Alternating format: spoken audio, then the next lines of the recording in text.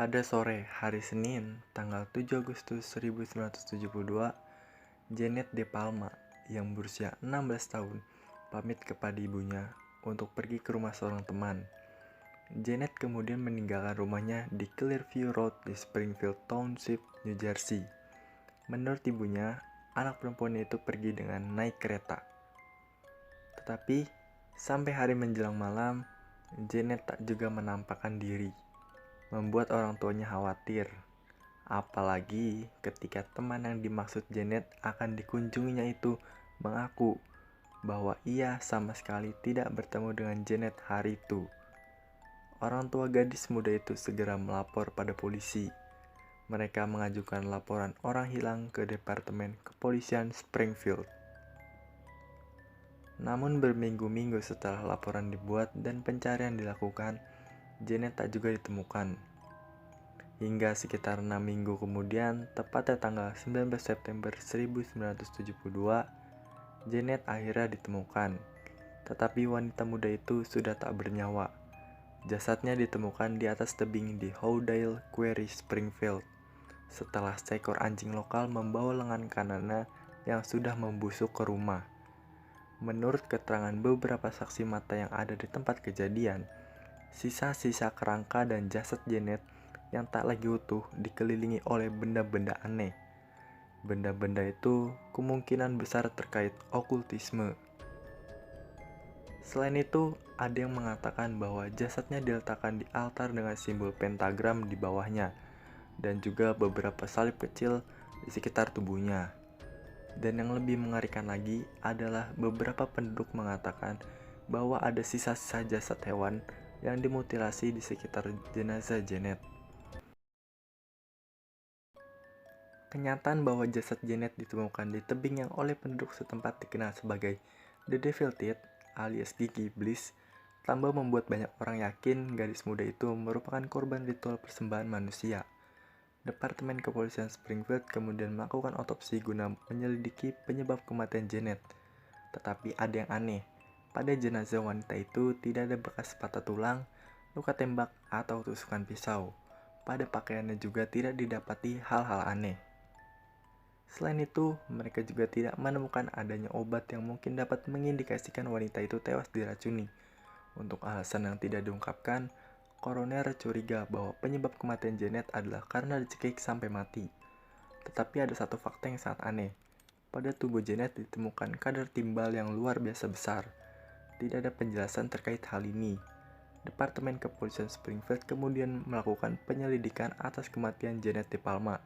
Setelah otopsi yang mereka lakukan tidak mengungkapkan penyebab kematiannya secara pasti. Pada awal penyelidikan, Departemen Kepolisian Springfield menerima laporan tentang seorang pria yang dianggap mencurigakan. Pria itu adalah tunawisma yang tinggal di hutan dekat tempat mayat Janet ditemukan. Penduduk setempat mengenalnya sebagai Red.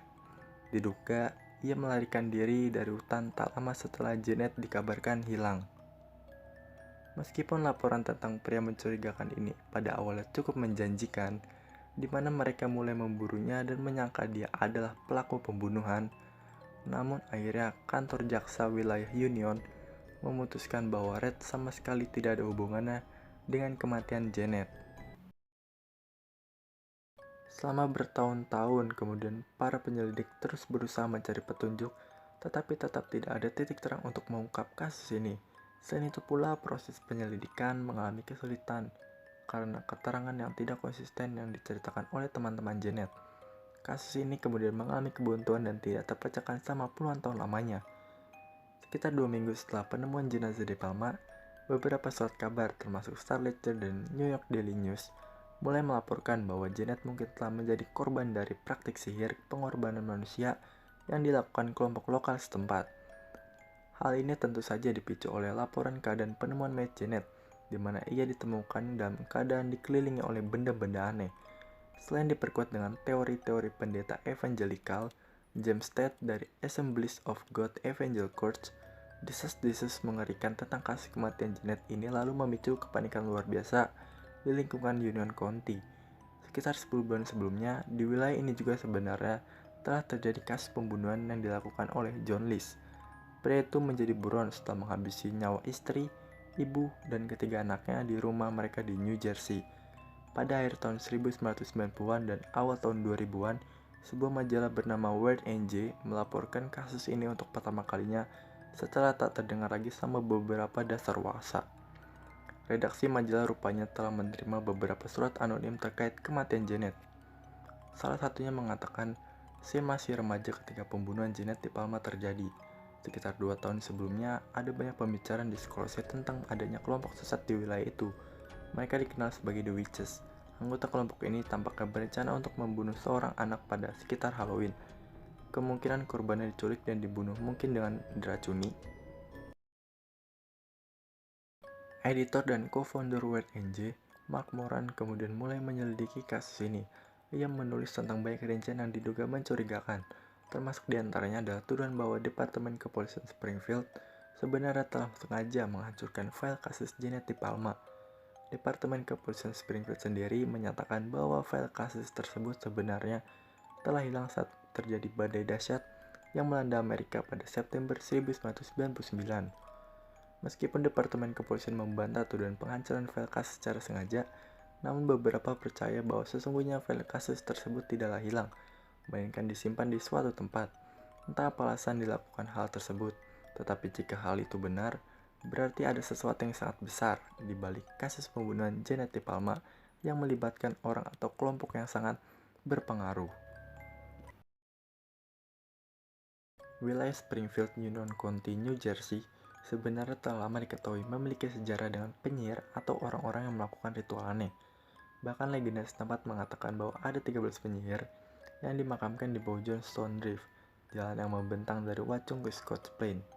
Meskipun ada banyak detail dan laporan kasus yang telah hilang, namun penduduk setempat yang dimintai keterangan mengenai kasus yang terjadi tahun 1972 ini menolak untuk berkomentar atau mendiskusikan kasus ini.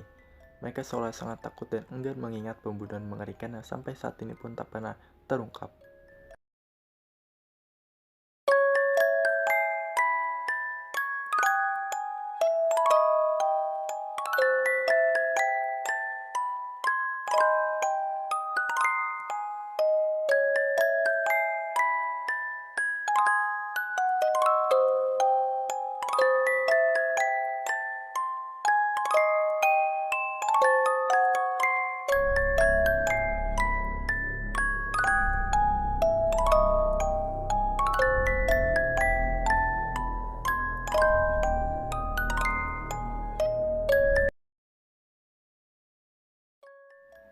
Menurut kalian, apakah cerita ini creepy?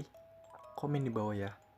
Jangan lupa tekan subscribe bentuk dukunganmu untuk channel ini agar lebih berkembang ke depannya. Share juga dan jangan lupa lonceng notifikasinya. Oke? See you next time. Bye.